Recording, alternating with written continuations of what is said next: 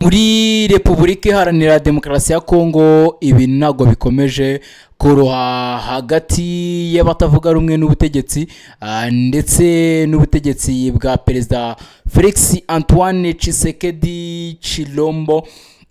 Uyu munsi rero tugiye kugaruka ku nkuru ikomeye cyane, inkuru ikomeje guteza impaka muri iki gihugu cya Repubulika Iharanira Demokarasi ya Kongo, aho umwe mu banyapolitike bakomeye batavuga rumwe n'ubutegetsi Delice Sanga yatangaje ko ibiganiro by'igihugu biteganyijwe bidashobora gutangira uko byakabaye hatabanje kubaho impinduka zifatika.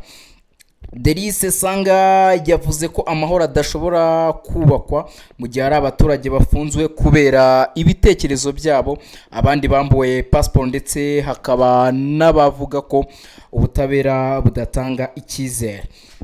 Ese niki ca 64 isaba mbere y'ibiganiro? Si ubutegetsi bwa Kinshasa bushobora kwemera ibyo busabwa? Ese bishobora gufata umwanya cyangwa se bishobora gufasha igihugu kubona amahoro cyangwa bishobora kongera umwuka mubi wa politike?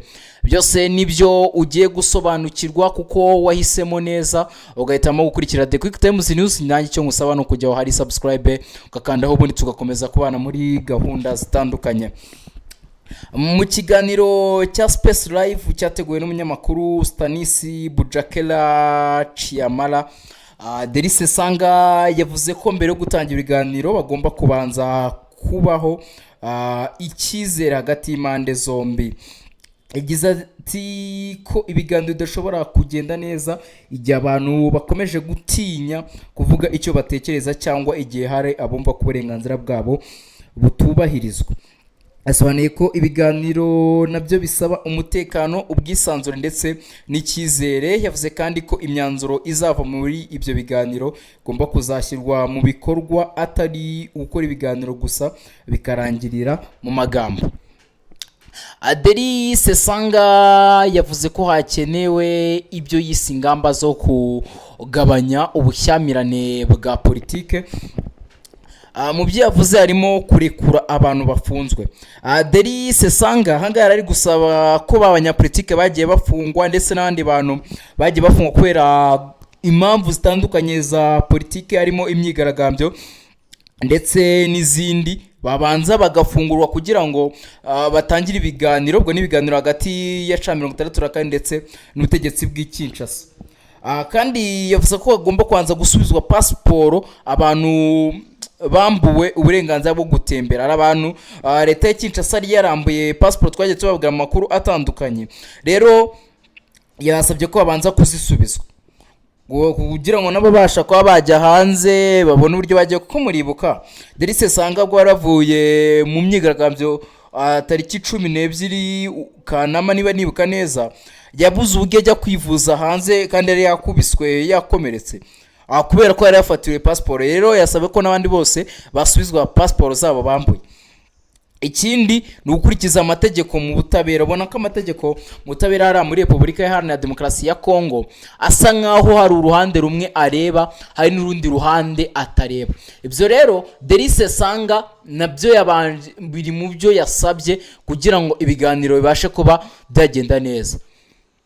Ikindi kugabanya ubushyamirane hagati ya leta n'abatavuga rumwe nayo. Ubwo ni kwa kundi batavuga rumwe na leta bateguye igikorwa runaka, leta iteguye iki, ukabona ko bagenda abashyamirana mu mpande zitandukanye. Ibi nibyo yavuze ko byatanga icyizere ko ibiganiro bizatanga umusaruro mu gihe impande zose zaba zigerageje kubishyira mu bikorwa.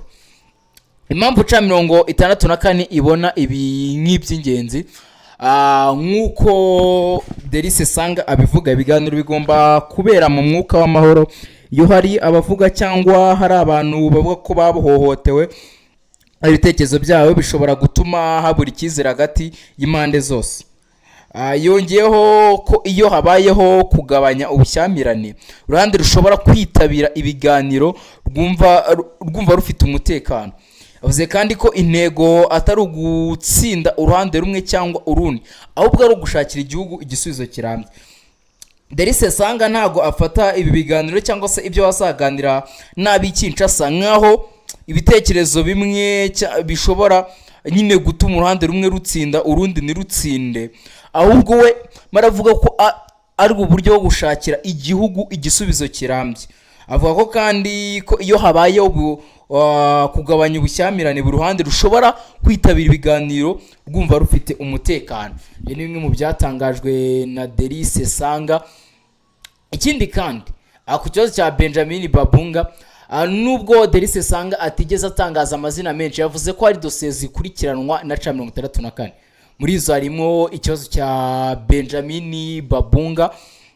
Sanga yavuze ko yanagejeje icyo kibazo kuri perezida w'u Burundi Evariste Ndayishimiye, agaragaza ko hari impungenge ku mibereho n'uburenganzira bwe. Byerekana ko C64 ishaka ko ibibazo by'abantu ku giti cyabo nabyo bifatwaho umwanzuro mbere y'ibiganiro hagati ya C64 ndetse n'ubutegetsi bw'icyicazo. Hari ikindi kintu uyu munyapolitiki utavuga rumwe n'ubutegetsi yagaragaje muri iki kiganiro cyatambukaga live kuri X cyataguwe n'umunyamakuru Stanis Bujakelic ya Mala. Uyu Delice Sanga, umwe mu bayobozi batavuga rumwe n'ubutegetsi, yagaragaje ibyo asaba kugira ngo ibiganiro by'igihugu biteganyijwe bizagenda neza, ashimangira ko hakeneye kwagura urwego rw'abitabira ibyo biganiro kurusha uko leta biteganywa. Kubwe nta gisubizo kirambye cyava mu biganiro bitarimo imitwe itwaje intwaro igira uruhare makimbirane, uhereye kuri Alliance Fleuve du Congo, Mouvement le 23 Mars cyangwa se FCM23. Yagize ati abafatanyabikorwa bose bagomba kuba muri ibyo biganiro. Joseph Kabila, Corneille Nangaa, FCM23 n'abandi bose. Abanyapolitike, imiryango ya societe civile bose bagomba guhurira hamwe kugira ngo bashakire hamwe ibisubizo ku bibazo by'igihugu. Yongeyeho ati watekereza ute gukemura ikibazo cy'intambara utabanje kuganira n'abayirwana? Icyo tuvuga ni uko uburyo bwo gukora ibyo biganiro budakwiye kuba ibiganiro hagati ya Bwana Tshisekedi ku ruhande rumwe na AFC23 ku rundi ruhande gusa. Turavuga tuti AFC23, Bwana Tshisekedi, Joseph Kabila n'undi wese ufite ibibazo cyangwa ibyo anenga ku miterere y'igihugu, bose bahuriye hamwe kugira ngo tubashe kubonera igihugu ibisubizo by'ejo hazaza.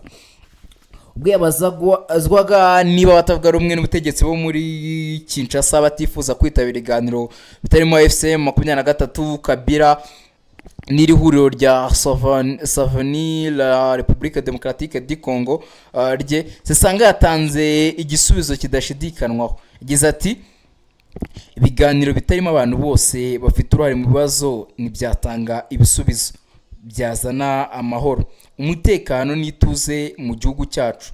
Tugomba kugira ubutwari bwo kubivuga kandi ndabivuga.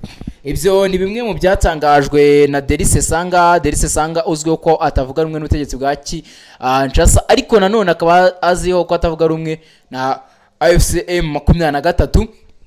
Amagambo ya Delice Sanga aje mu gihe Repubulika Iharanira Demokarasi ya Kongo ikomeje gushaka ibisubizo azo bya politiki ndetse n'umutekano.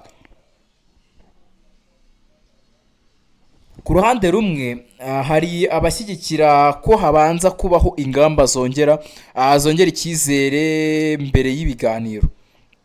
Ku rundi ruhande hari abashobora kuvuga ko ibiganiro byakabaye bitangira bidategereje ko ibyo byose banza gukorwa. Icyakora kugeza ubu ubutegetsi bwa Repubulika Iharanira Demokarasi ya Kongo buratangaza icyo buvuga kuri ibi byifuzo bya C64. Butegereje kumenya icyo abo kwa Felix Antoine Tshisekedi Chilombo na ba Muyaya baza kuba babitangazaho. Ubwo turategereje, tuzakomeza kubakurikiranira uburyo bimeze. Ubwo nawe uraduha igitekerezo cyawe aho muri comment section utubwira ese wowe uratekereza iki? Ese wemera ko mbere y'ibiganiro agomba kubanza kurekurwa imfungwa, gusubizwa pasiporo z'abambuwe no kugabanya ubushyamirane bwa politike, cyangwa ubona ibiganiro byagombye guhita bitangira nta yandi mabwiriza abanje? ariko igitekerezo cyawe aho muri comment. Gusa kandi niba utarahitamo neza ngo uhitemo gukurikira The Quick Times News, ndagusaba cyangwa se nkwifuriza guhitamo neza ukanda subscribe kugira ngo ujye ukomeza kubona amakuru atandukanye ya The Quick Times News kandi uyabonere ku gihe. Ndagushimiye rero.